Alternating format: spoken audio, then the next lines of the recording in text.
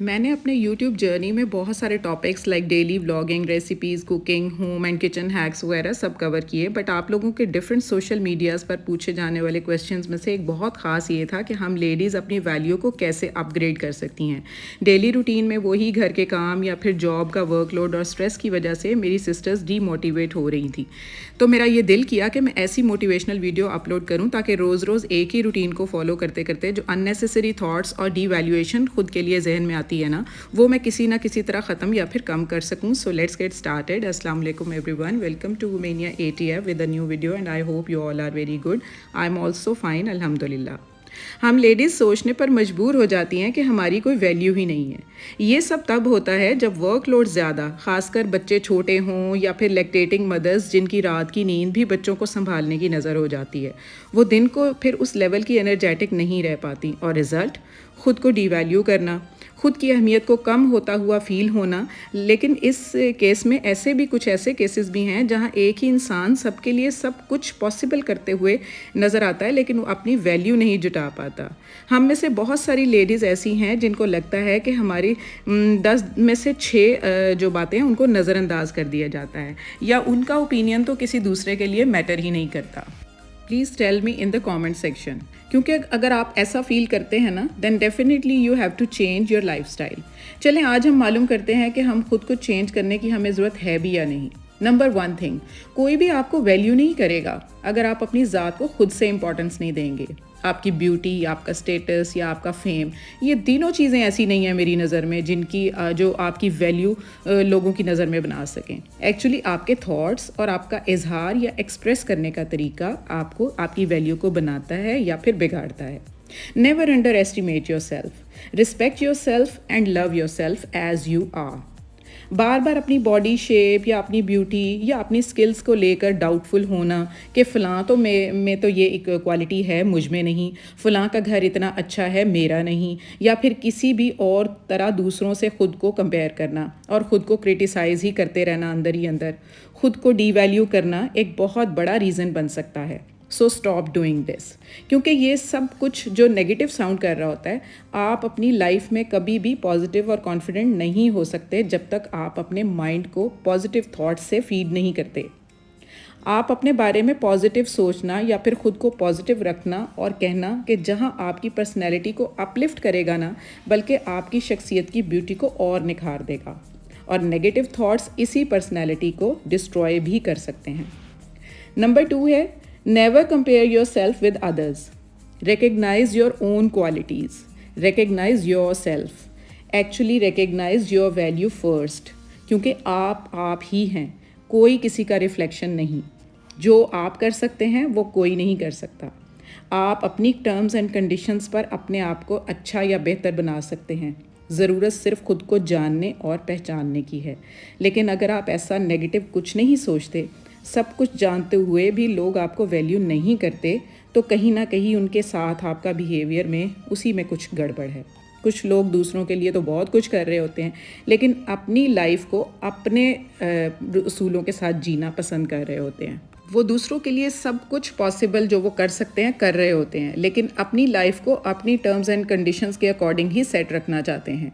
इस मामले में थोड़े रिजिड होते हैं, अपनी टर्म्स एंड कंडीशंस को लेकर थोड़े ज़िद्दी हो जाते हैं। ऐसा करने के लिए वो बहुत एग्रेसिवली भी बिहेव कर जाते हैं। उनके लिए कहीं भी किसी की इंसल्ट कर देना बहुत ही नॉर्मल होता है।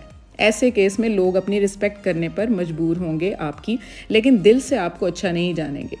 रियल में आप उनके लिए एक अच्छी वैल्यू साउंड नहीं कर रहे होते। ऐसी सूरत में हमें सोचना चाहिए कि हम में क्या कमी है, हमें क्या चेंज लाना चाहिए। हमसे बेहतर कोई नहीं जानता। सो दुनिया को बदलने से पहले वर्क ऑन योर सेल्फ। चलें इस बात को एक तरफ रखें।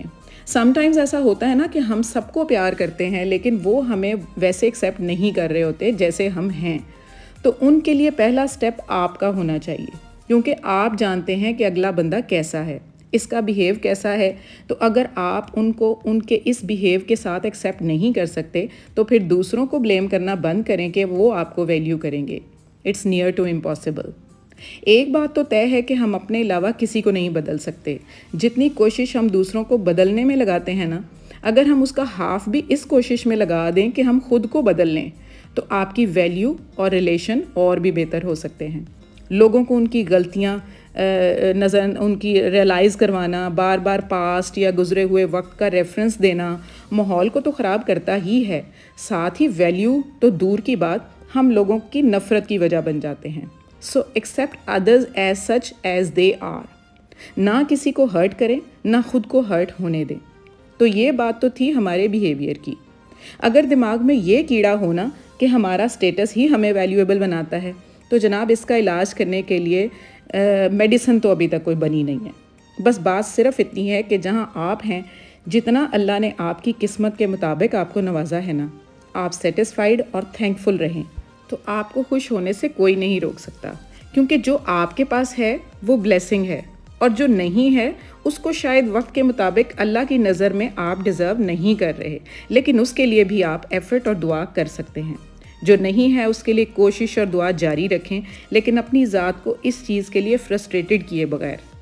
जो भी आपके पास अवेलेबल है उसको उसी से आप अपनी लाइफ में बेस्ट से भी बेस्ट कर सकते हैं। मिसाल के तौर पे मैं आपको अपनी वीडियोस में बताती हूँ कि इलेक्ट्रिक चॉपर नहीं है तो आप मैकेनिकल चॉपर यूज़ कर लें, अगर वो भी नहीं है तो कटिंग बोर्ड, और अगर वो भी ना अवेलेबल हो तो चॉपर नहीं है तो 2 हाथ अल्लाह ने हमें नवाजे हैं, छुरी की मदद से वही चीज़ काट लें।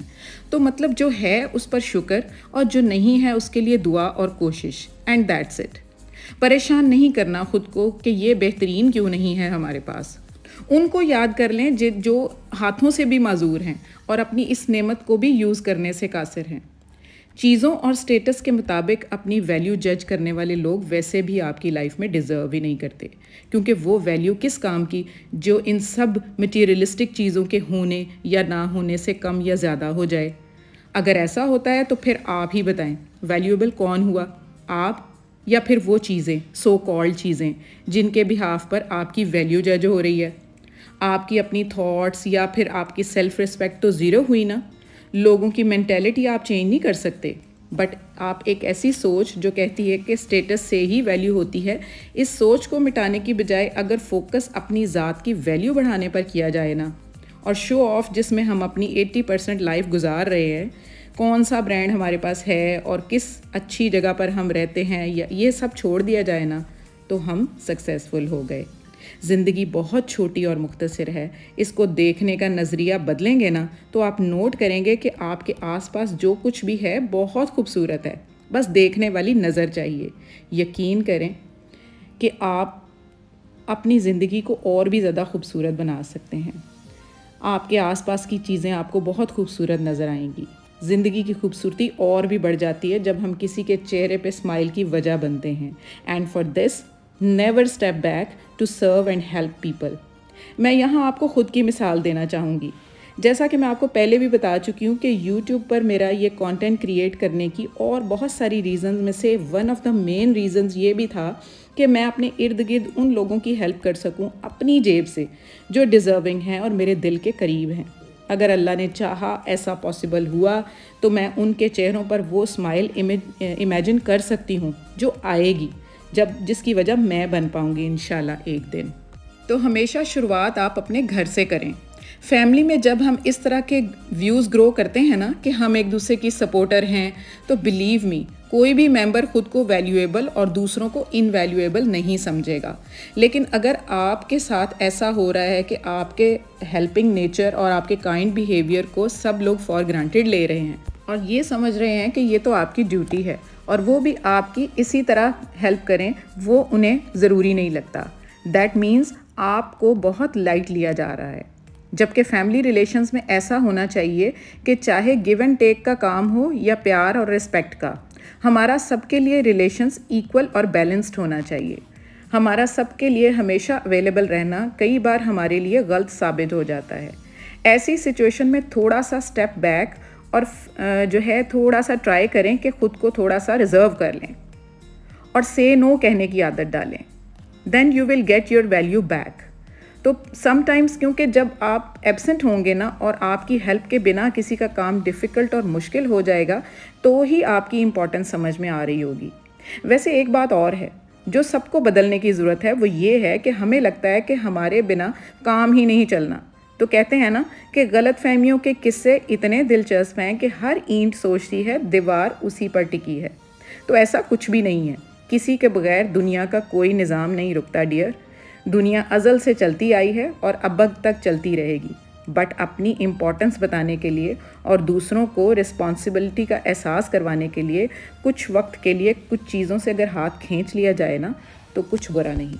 बाकी रह गई बात आपको लेकर लोगों का नज़रिया, तो please don't allow people to define you. सबका अपना अपना माइंडसेट होता है। आपके बारे में सबकी राय अलग हो सकती है। लोगों की सोच के अकॉर्डिंग अपनी वैल्यू सेट बिल्कुल ना करें। Learn to trust yourself and don't focus on negative opinions because you are different from person to person. सबकी सोच आपके साथ अग्री करे ये ज़रूरी नहीं, और हर किसी के अकॉर्डिंग आपको बदलना पड़े वो भी ज़रूरी नहीं और पॉसिबल भी नहीं। तो खुद को भी महसूस कर लिया करें। कुछ रौनकें खुद से भी हुआ करती हैं। अपनी वैल्यू को खुद जज करें, खुद से प्यार करें, अपने आप को वैल्यू दें, इम्पोर्टेंस दें। Life is so beautiful. So take good care of yourself. और हाँ, मेरे चैनल को सब्सक्राइब कर लें अब तक जिन्होंने नहीं किया, और लाइक शेयर करें। और आज की वीडियो पर प्लीज़ कमेंट मुझे करके ज़रूर बताइएगा कि ये आपको किसी तरह से भी मेरी बातें हेल्पफुल हुई हैं या नहीं, या आप मेरी बातों पर अग्री करते हैं या नहीं। सो टेक केयर एंड अल्लाह हाफिज़।